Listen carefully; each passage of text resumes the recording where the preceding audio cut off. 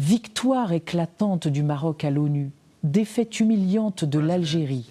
C'est ce qu'on a lu, entendu, vu et répété, à peine les votes terminés au Conseil de sécurité.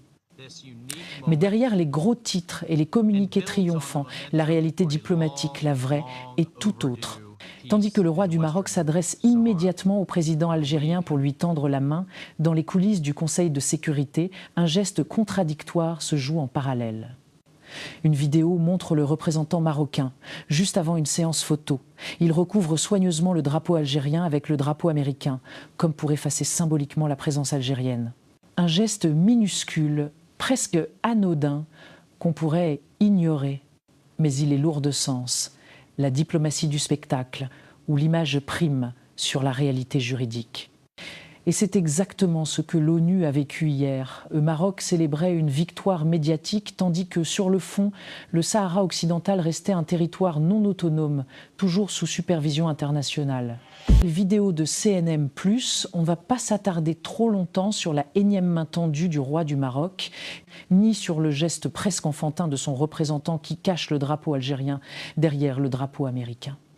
Ces deux faits mériteraient plutôt une vidéo satirique sur Géopolitique. Ici, nous allons surtout revenir sur ce qui s'est réellement passé cette fin octobre au Conseil de sécurité de l'ONU, là où les mots et les votes ont façonné une bataille diplomatique bien plus subtile et complexe que ce que les gros titres laissent entendre. Tout a commencé dans l'atmosphère tendue du Conseil de sécurité des Nations Unies. Le vote devait être une simple formalité, le renouvellement du mandat de la MINURSO, la mission onusienne chargée d'organiser le référendum au Sahara occidental. Mais cette fois, rien n'a été simple. Le texte, déposé par les États-Unis, a été modifié à plusieurs reprises. Les discussions ont duré des jours. Les mots ont été pesés, calibrés, tordus, reformulés. Et si un texte est réécrit plusieurs fois avant d'être adopté, c'est qu'il y a des accords profonds, pas consensus. Washington voulait aller vite, réduire la durée du mandat de la MINURSO à 3 mois, 6 au maximum, avant de reconsidérer la pertinence même de la mission. Autrement dit, préparer sa disparition progressive. Mais c'était sans compter sur la résistance du bloc algérien, appuyé par la Russie et la Chine. Finalement, la MINURSO a été prolongée d'1 an. 1 an de plus pour la mission onusienne chargée d'organiser le référendum au Sahara occidental. Et dans le langage diplomatique, cette durée n'est pas neutre. Elle signifie que le Sahara occidental reste juridiquement un territoire non autonome placé sous mandat international. Autrement dit, pas marocain.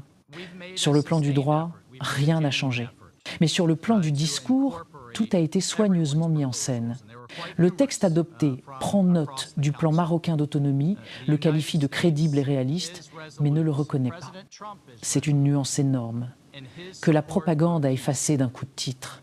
Reconnaître un plan comme crédible, ce n'est pas reconnaître un territoire comme souverain. C'est admettre qu'il existe une proposition politique sur la table parmi d'autres. Et cette phrase, si anodine en apparence, sauve la cohérence du droit international. Elle empêche toute assimilation du Sahara occidental au Maroc.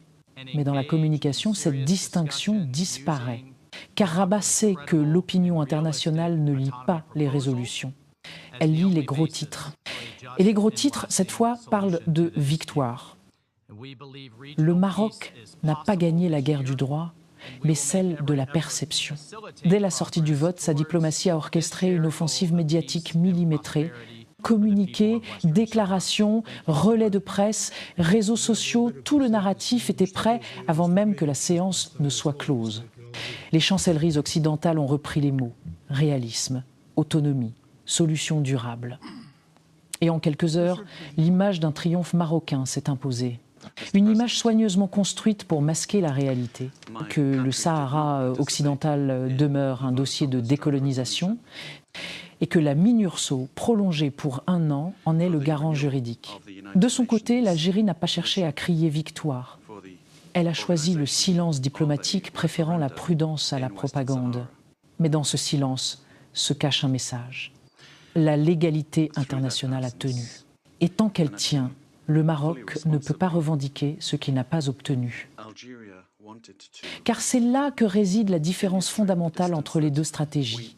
Le Maroc joue la perception, l'Algérie joue le temps. Et dans l'histoire, c'est toujours le temps qui finit par juger la perception. Depuis des décennies, Alger s'accroche à un principe, celui de l'autodétermination des peuples. Un principe qui, en droit international, ne se négocie pas. Et c'est ce principe que la prolongation d'1 an vient consolider. La reconnaissance implicite par l'ONU que le processus n'est pas clos et que le statut du Sahara occidental reste indéfini. En réalité, c'est une victoire juridique discrète, presque invisible, mais lourde de conséquences. Car si le mandat avait été limité à 3 mois, comme le voulaient les États-Unis, cela aurait ouvert la voie à une disparition programmée de la MINURSO. Et sans MINURSO, plus de cadre légal, plus de référendum, plus de dossier sahraoui à l'ONU. Ce que certains appellent une humiliation algérienne est en réalité la survie du droit international face à la pression politique. Derrière ce vote, c'est un affrontement silencieux entre blocs, l'Occident cherchant avant tout la stabilité même au prix du droit et désireux de soutenir le plan marocain, et l'axe algéro-russo-chinois rappelant que le droit international ne s'efface pas au gré des alliances ou des pressions politiques.